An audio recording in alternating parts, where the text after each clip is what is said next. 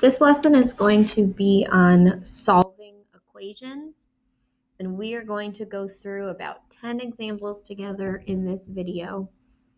There's a PDF copy of the notes linked for you in Canvas if you'd like to use that as we go through these. Otherwise, you can just jot them down as we go.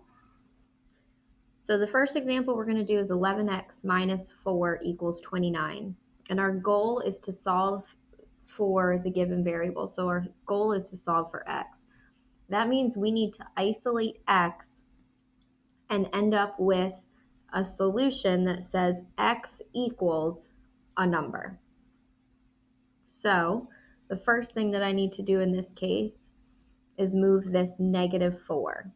So if I want to move this -4 and I'm keeping this equation balanced, I need to do inverse operations on both sides of the equal sign.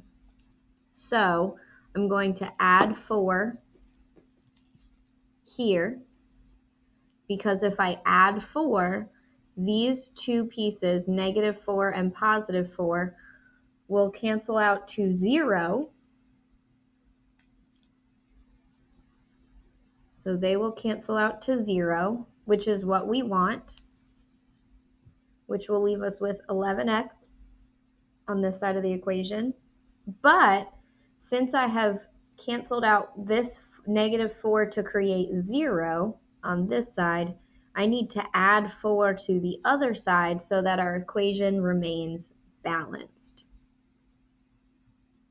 So this will be 11x equals 33. And then here I'm doing 11 times x. In order to undo multiplication, I would divide. So 11 divided by 11 gives me 1. So I would be left with 1x.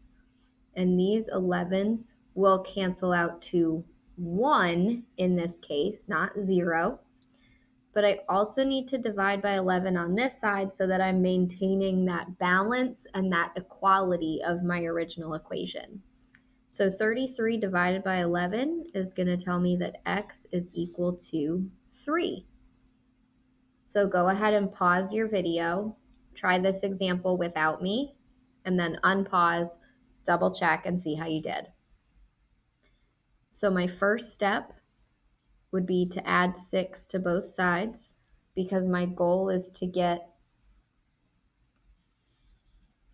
pieces away from A.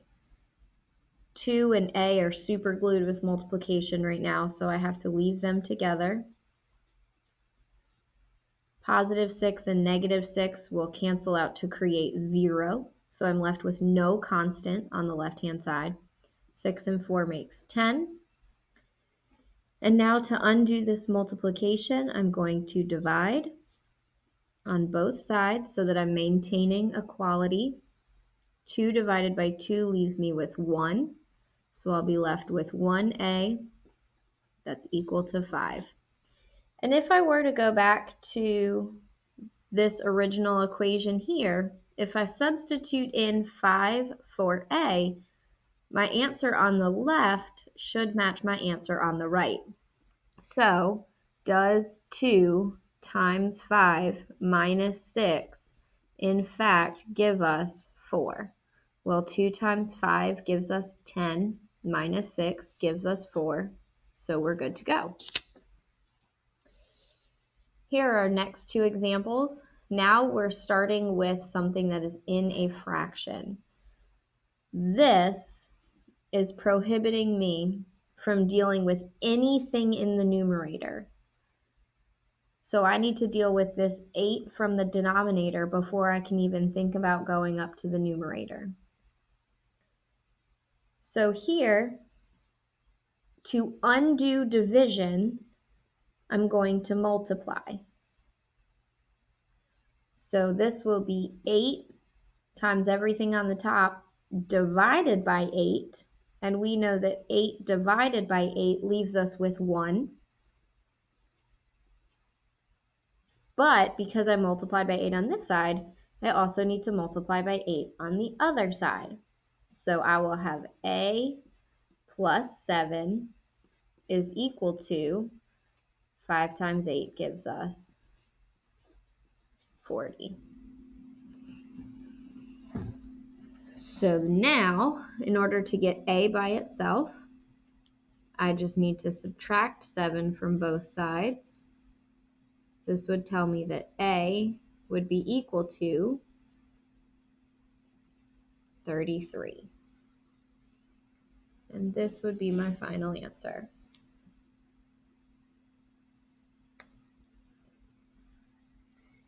Here I'm going to again do the same thing to undo this denominator.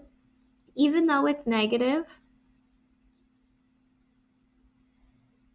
so I'm going to multiply by negative 2 on both sides this time. So negative 2 divided by negative 2 is going to leave me with 1, so I will no longer have a fraction. So I will have n plus 1 is equal to 15 times negative 2 gives us negative 30. So n plus 1 came from the numerator because I created a 1 using negative 2 in the numerator and the denominator. Negative 30 came from 15 times negative 2. If seeing this in your brain isn't helpful, you can also multiply by negative 2 divided by 1 so that you see negative 2 is in the numerator and in the denominator. And then my last step is to subtract 1. So I will have n being equal to negative 31. And again, if I substitute this back into my original equation, I should end up with 15 as a final answer. So the difference between these examples and our next example is that here my entire numerator is being divided by a value. The difference with these is now I'm dealing with a fraction and a constant. So previously I had to deal with the denominator first because my entire side of the equation was a fraction. In this case, I don't have to do that because the fraction is one term by itself. So now I need to get this term with the fraction alone so that I can undo the fraction. So I'm going to add 7 because I originally had subtracted 7.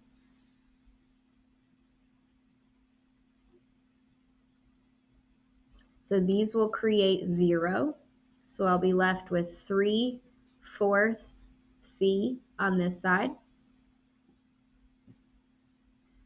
On the left side, I'm going to add 65 and 7, so I'll get 72. So now I'm going to start working on undoing this fraction. I'm going to deal with the denominator of 4 first. So if I multiply by 4 over 1, my numerator and denominator will cancel out to 1. And here, I'm going to multiply by 4 on this side. Now, thinking back to our lab session the other day, if you don't know 74 times 2 off the top, or excuse me, 72 times 4 off the top of your head, that's okay because I can break this into 70 times 4 and 2 times 4 and add those two results together. So 7 times 4 is 28. So 70 times 4 would be 280. And then 2 times 4 gives me 8. So when I add these two pieces together, I'll get 288 equals 3C.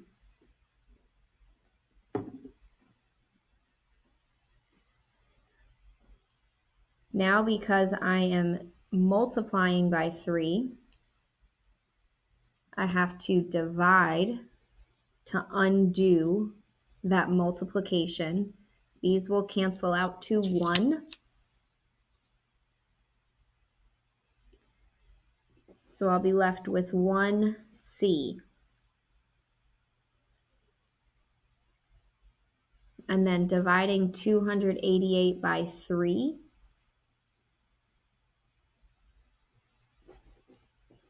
would give me 96. I'm going to wave my magic wand and say it's 96 for a moment. But I will also, we'll go through some helpful ways to do division like this when we're in our lab session together. But I do expect moving forward that we'll be doing this without calculators. Just keep that in mind.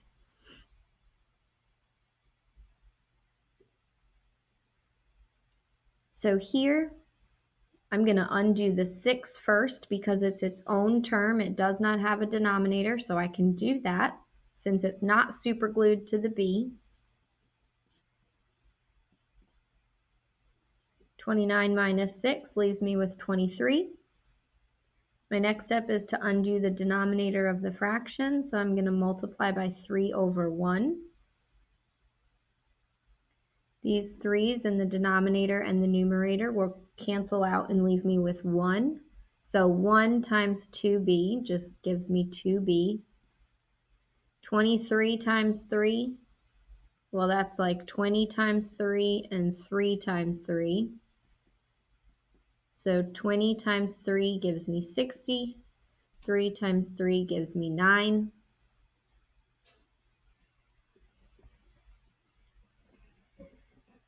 And now I'm going to be dividing this by 2.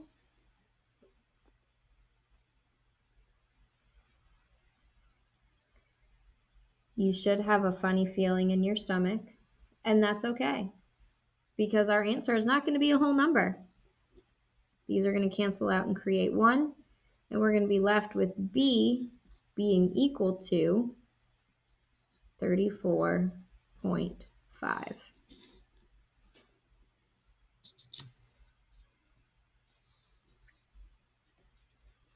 Everyone's least favorite. We have some word problems. So we're buying a pair of water skis that are on sale for 2/3 of the original price. After using a $25 gift certificate, the total was $115. My goal is to find the original price of those skis. This tells me what my X value represents. So if X is the price of the water skis and they are on sale, I'm going to do something to X, which I'm going to figure out in just a moment. I'm going to use a $25 gift certificate. So I'm going to take $25 away from that price, and ultimately I have to pay $115. So they are on sale, and they're going to be 2/3 of the original price. So this something that's happening to my original price X is I'm multiplying it by 2/3, and that tells me what my new price or my sale price would be. So now I'm going to start working on getting 2/3 X by itself. So first I'm going to add 25 to both sides. This will create 0. So I'll be left with 2/3 X being equal to, well, if it was 115 plus just 5, that would give me 120. Then I need to add 20 more to that, so I would have 140. Now I'm going to multiply that by 3 over 1 to undo my denominator. So I'll be left with 2x. I'm running out of room. Now I have 140 times 3. So I can do 100 times 3, which gives me 300. And 40 times 3, which gives me 120. So that would give me 420. And I'm going to divide that by 2. And that tells me my original sale price was $210.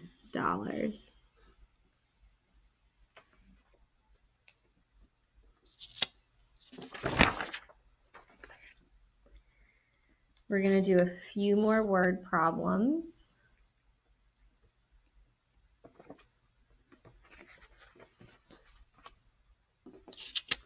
So I have the least of 3 consecutive odd integers that have a sum of negative 51. Well, consecutive integers are like 1, 2, 3. Consecutive odd integers are like 1, 3, 5.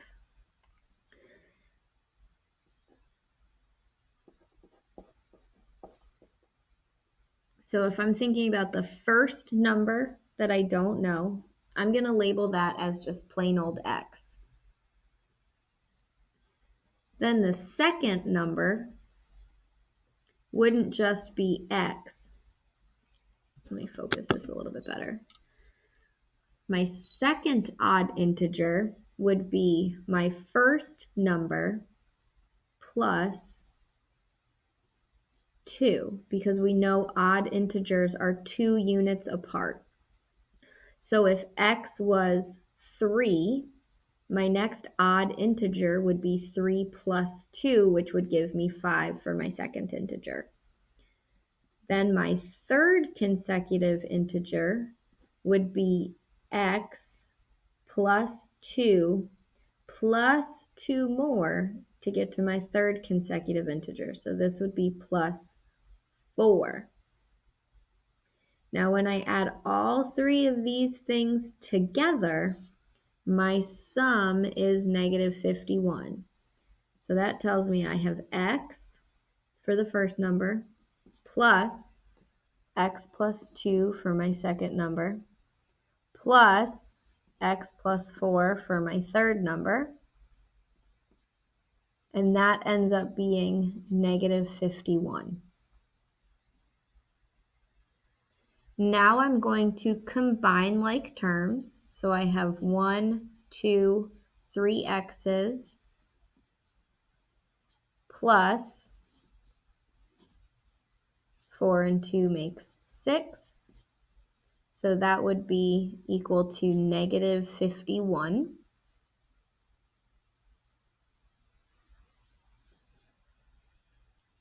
I'm going to subtract 6 from both sides. So I have 3x equals negative 51.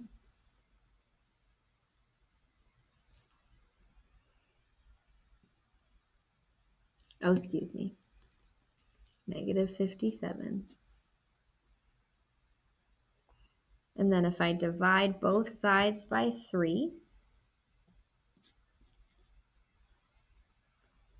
that tells me that x is negative 19. Now this only tells me what the first number is. The first number is negative 19. To get the second number, I have to do negative 19 plus 2, or the next consecutive odd integer. So that would be negative 17. And then the next, or my third consecutive odd integer would be negative 15.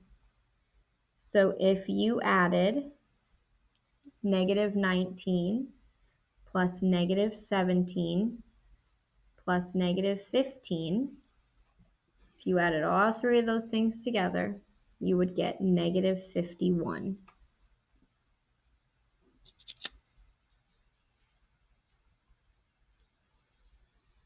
The last question we're going to do in this video is also a word problem. I'm still dealing with consecutive integers, but now they're just consecutive integers. They're not odd, they're not even, they're just right in a row. So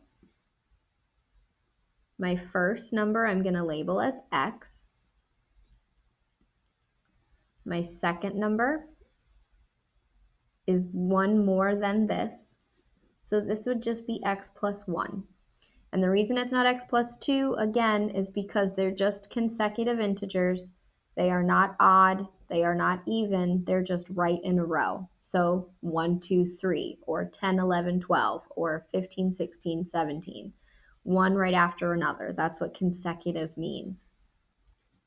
So then my third would be one more than my second. So this would be x plus 2. So these three things added together give me a sum of 21. So x plus 1 plus x plus 2 gives me 21. Now I'm combining like terms. I have 1, 2, 3 x's again, plus 1 and 2 makes 3, and that's equal to 21. Now I have to subtract 3. So I have 3x being equal to 18. And then dividing this by 3 leaves me with just x being equal to 6. So this is just x. So this is my first integer. My next integer would be 7. And my third integer would be 8. So if I add 6, 7, and 8 together, my sum should be 21.